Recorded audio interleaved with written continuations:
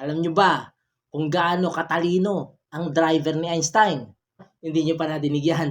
Nung kasing nabubuhay si Einstein, meron siyang driver na medyo kahawig niya. Na tuwing conference nila, lagi niyang kasama, pero nandun lang sa sulok, di nakikita ng mga tao. Ngayon, minsan papunta na naman sila sa conference. Sabi ni Einstein doon sa driver niya, alam mo, ako yung napapagod na talaga sa mga conference na to. Sabi naman ng driver, bakit prof? Di ka ba masaya na nasasagot mo yung mga tanong ng mga tao? Sabi ni Einstein, di na masyado kasi paulit-ulit na lang yung tanong ng mga tao. Walang bago. Gusto ko sana, tanongin nila sa akin yung pinakamahirap na tanong. Yung mga tanong na nasa isip ko na hanggang ngayon hindi pa rin tinatanong ng mga tao. Sabi naman ng driver ni Einstein. So bagay nga po, totoo yung sinasabi nyo. Kasi kahit nga ako, sa sobrang tagal na nating magkasama, na lagi ko nadinig yung sagot nyo sa mga tao, nakakabisa ko na eh. Yung mga sagot nyo eh. Sabi naman ni Einstein, weh, totoo ba yan? Sabi niya.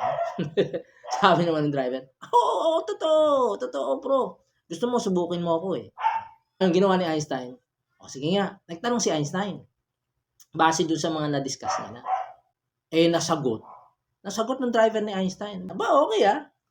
Teka, magandang ideya yan ah.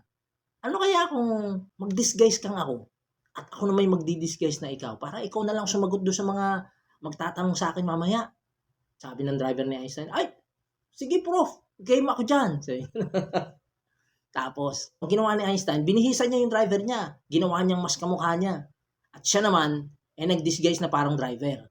Tapos, napunta na sila sa conference. Si Einstein, naupo lang doon sa isang sulok. Samantalang yung driver, nagpunta na doon sa pulpito. Tapos, nag-umpisa na yung tanungan. At dahil nga laging kasama ni Einstein yung driver, nakabisan niya na yung mga sagot sa tanong, ay so far, nasagot niya yung mga tanong. No? Ngayon, nung matatapos na yung tanungan, merong isang professor na tumayo. Ako naman na magtatanong. At etong tanong na to, ngayon nyo lang madidinig.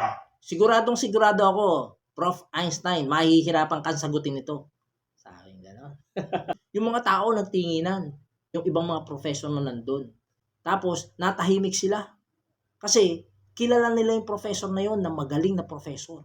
At saka, legit talaga na matalino. At may kredibilidad pag sinabing mahirap, mahirap talaga yung itatanong niya.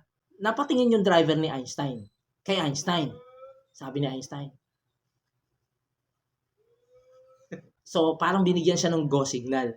Ngayon, ang ginawa ng driver ni Einstein, ay sige po, magtanong na po kayo. Eh di nagtanong na ngayon yung professor. Alam nyo, nung maitanong yung tanong, natahimik lahat ng mga tao.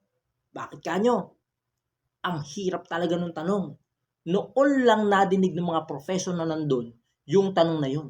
At noon din lang nadinig nung driver ni Einstein yung tanong na yun. Kaya napatingin siya ngayon kay Einstein. Kaso pagtingin niya kay Einstein, nakangiti si Einstein. So, napangiti na rin siya. Sabi ngayon ng driver ni Einstein dun sa professor, prof naman eh. Akala ko napakahirap nung tanong mo. Eh, ang dali-dali lang nung tanong mo eh. Sobrang dali nung tanong mo. Patutunayan ko sa'yo, ang dali lang nung tanong mo. O, tingnan mo ha, kahit driver ko, kaya sagutin yan. Ginawa ng driver.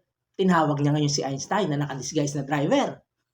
Pagdating doon sa harap, sinagot ni Einstein yung tanong. Pagkatapos ng mahabang katahimikan, nagpalakpakan yung mga tao. Nagpalakpakan. Ba't kanyo? Nasagot yung tanong. Nasagot yung tanong. At kahit yung professor, hindi na nakasagot kasi hindi niya akalain na masasagot pala yung tanong niya na napakahirap na tanong. Kaya anong nangyari? Nabilib yung mga tao doon sa driver ni Einstein. At lalo silang nabilib kay Einstein. Bakit kanyo? Aba, kung yung napakahirap na tanong para sa kanila, pang driver lang pala ang level para kay Einstein. Gaano pa kaya kahihirap, kalalalim at katatayog na karunungan ang alam ni Einstein?